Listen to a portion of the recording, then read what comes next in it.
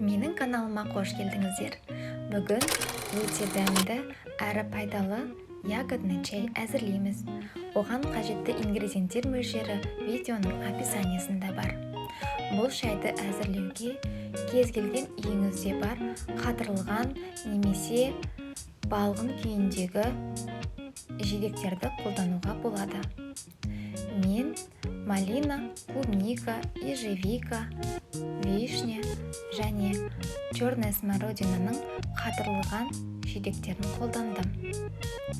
Алдымен шәйнекке аталған жидектерді салып, кейін қалауыңыздағы қара шай мен қантты қосып, қайнаған су құйып, шәйнегімізді 10-15 минутке бұқтыруға жібереміз. Уақыт өткен соң шайымызды ішуге болады. Шайларыңыз тәтті болсын.